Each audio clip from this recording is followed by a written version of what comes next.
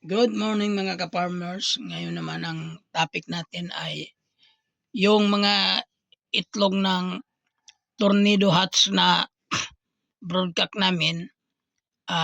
Bibilangin lang natin kung ilang piraso na kasi pagkatapos niya, pag dumating na siya ng mga 15 pieces, gagawa na kami ng sariling incubator para doon siya ipapisa. Kunin mo yung yung itlog nandun sa rep.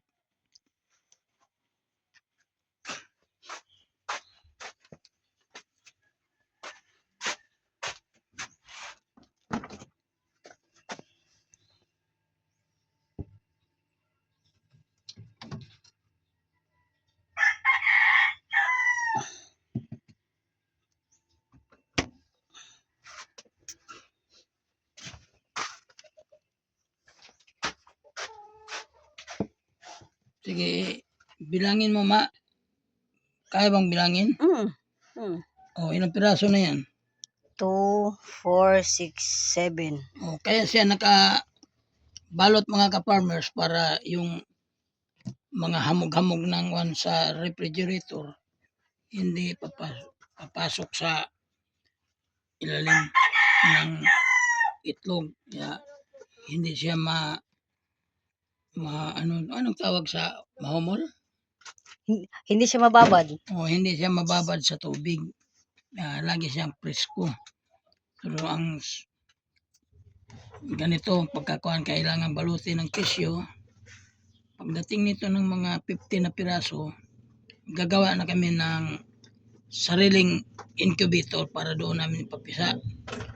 Kasi yung lumang incubator namin na 300 pieces na itlog ang makakasya, nabili na ng taga yung suki namin sa itik, binili nila para may incubator sila sarili, kaya gagawa kami ulit.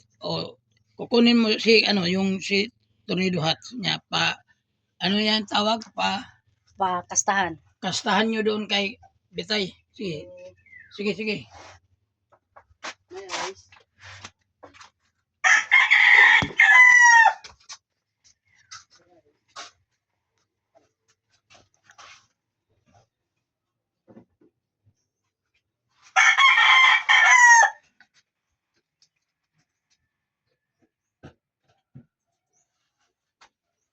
Kunin mo yung tornado hat din. Dalian mo.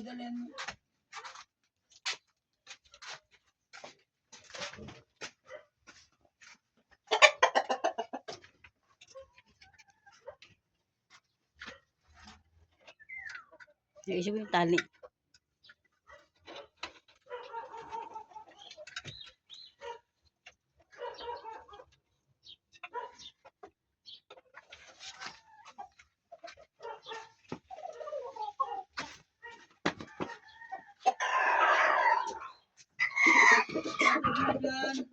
Dito para mabalik na to. Uy, kunin mo si Bitay. Bababa mo si Bitay. Baba mo. Baba.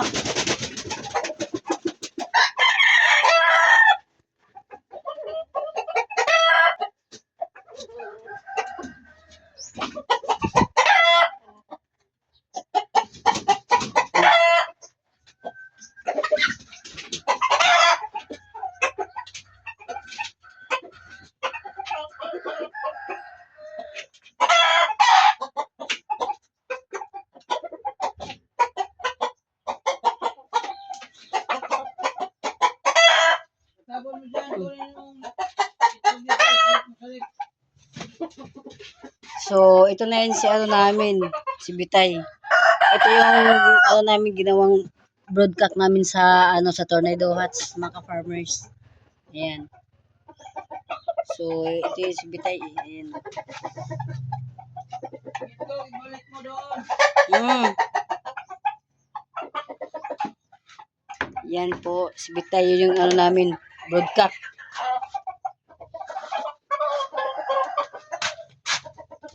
Tapos na.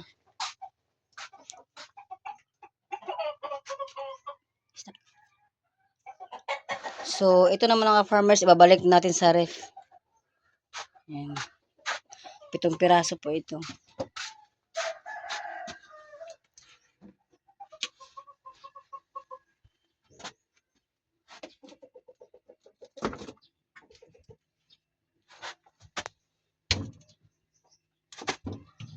Dito natin siya ilalagay para ano yan po. Mga ka-farmers, yung incubator na nagawa na namin pero hindi pa tapos. Buksan mo yung incubator. Buksan mo yung incubator. Doon mo ilagay. Tawi. O yan. Hindi pa yan tapos. Mga ka-farmers, hindi pa nalagyan ng blower. Kunin mo yung blower. Yan. O i-try mo doon. I-try mo doon. Pagsukat. Diyan lang. I-plaster ba sa gahapon? Kaya nga. Yan, yung Baliktad. yan ang blower na gagamitin. Oo, pero hindi pa na-install. Itong incubator na ginawa namin, double purpose yan. Yung kabila, incubator, yung sa kabila niya, ang kalahati, hatcher. Yun ang tatapusin namin. Kunin mo yung tabla. Sige, kunin mo. Yan. Sige. Saan ba yung magandang pagkaputol? Dito? O, dito. Dito mo ilagay. Ito doon.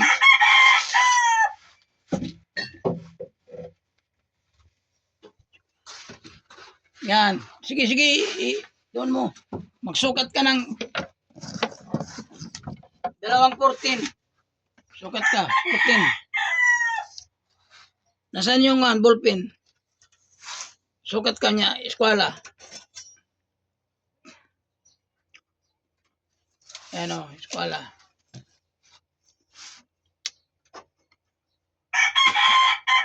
Putulin mo yan.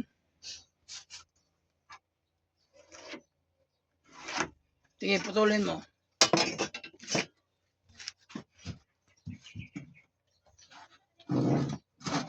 Nasaan ba yung may butas? Ano sa likod? Doon.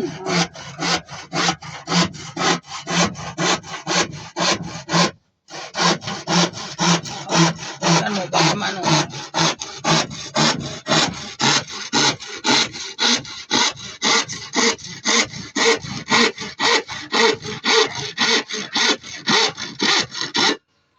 Sige, sukat mo gano'n o. Sa gitna. Sukat mo. Ipasok mo sa loob. Yan. Ano, kasya? Kasya sila. Asan yung ano? Ito martilyo. Ano? Tama na kung kasya siya. O, tanggalin mo. Magsukat ka pa ng isa. O, doon. Ulit ha, 14 Ganon ulit. rin. Ganon rin ang sukat.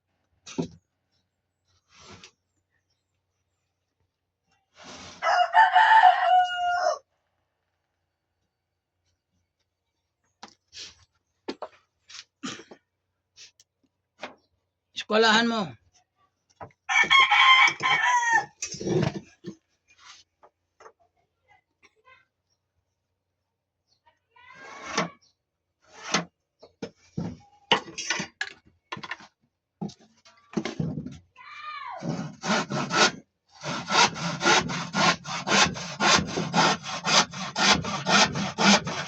Huwasan mo, baka maano.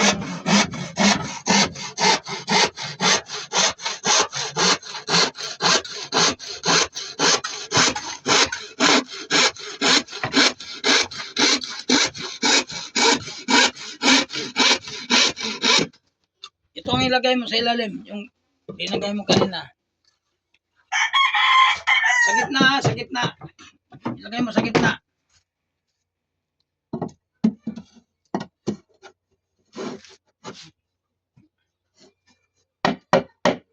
Sa gitna. Tapos ano mo ito. Tawag nito sa kuan sapaw. Pero yung forma ganun din. Oh, ganun nga sapaw ha. Abot na sa loob. Abot na. Tanggal. Bali, ano sila, dalawang linya na bali. Dalawa nga sila. Bakin.